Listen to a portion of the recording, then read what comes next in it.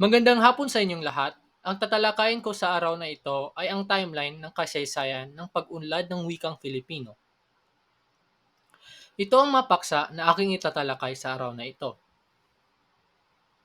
Ito ang timeline na aking nabuo. Sa unang parte, nakasaad ang panahon ng katutubo o bago pa dumating ang mga Kastila sa bansang Pilipinas. Ang opisyal na lengguwahe sa panahon na ito ay ang Alibata at ang alpabeto naman ay Baybay. Nakasaad dito na ang alibata o baybayin ay isang matandang alpabeto. Ito ay may 17 titik, 3 patinig at 14 na katinig. Ito ay may pinaghalong na mga salita sa lugar na Malayo, Arabic, Cambodia, Borneo at Sina. Sa panahon na ito ay meron na tayong sariling panindikan katulad ng kwentong bayan, alamat, kwento ng mga Diyos-Diyosan at iba pang sariling atin. Dito naman tayo sa ikalawa na panahon. Ang panahon ng Kastila, ang lengguwahe na ginamit sa panahon na ito ay Espanyol at ang alpabeto naman ay alpabetong Romano.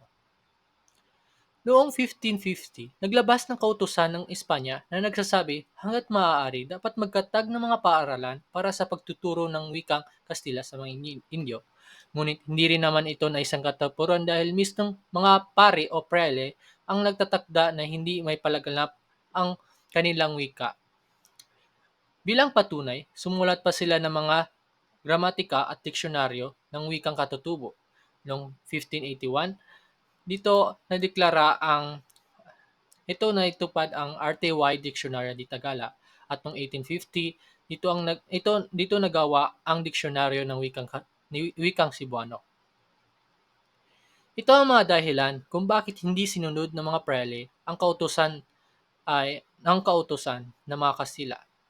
Isa na dito ay nais nilang mapanatili ang kanilang kamay sa kapangyarihan ng kontrol sa pamahalaan. Nangamba sila na mag-aasa ang Pilipino kapag natuto ang mga ito ng wikang Espanyol dahil hindi na nauunawa ng mga ito ang mga sinasaad na batas. Naniniwala lang ang Kastila na superior silang lahi at kapag natuto ang mga Indio ng kanilang wika ay magiging kapantay na sila sa mga ito. Monolingual ang tawag sa sitwasyong pangwika sa Pilipinas sa panahong ito. Abecedaryo naman ang tawag sa palatiktikang Romano o alpabeto ng Romano. Dumako naman tayo sa ikatlo na panahon, ang panahon ng Amerikano, kung saan ang opisyal na lengguwahe ay Ingles. Nang dumating ang Amerikano, Ingles ang ginawang opisyal na wika ng edukasyon at pamahalaan. Itinatag ang mga pampublikong paaralan kung saan naging pangunahing medium ng pagtuturo ang Ingles. At nagkaroon naman ng pagbaba sa paggamit ng mga katutubong wika sa formal na edukasyon. Bilingual ang tawag sa sitwasyong wika sa Pilipinas sa panahon na ito. Sa panahon na ito, dito rin naibuo ang surian ng wikang pamansa, kung saan ito ay malawakang pag-aaral sa katutubong wika sa Pilipinas. Ito ang mga bumuo sa surian ng wikang pamansa.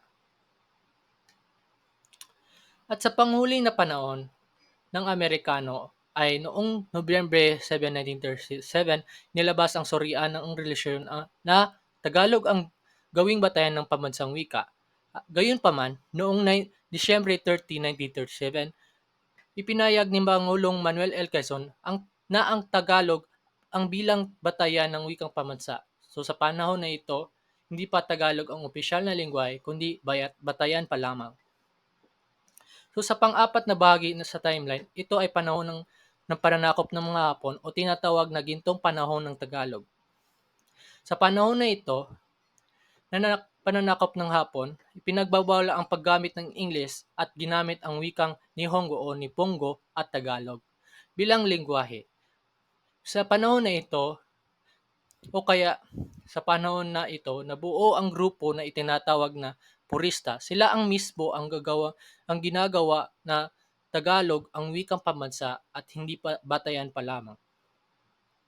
At sa panghuli na timeline ay panahon ng kasarinlan hanggang kasalukuyan. Sa panahon na ito, naging Tagalog ang katutubong wika na pinagbatayan ng pambansang wika ng Pilipinas noong 1935. Pilipino naman ang tawag sa pambansang wika ng Pilipinas noong 1959. At sa panghuli, Filipino naman ang kasalukuyang tawag sa pambansang wika ng Pilipinas. Yun lang ang aking napresenta. Salamat sa pagkinig.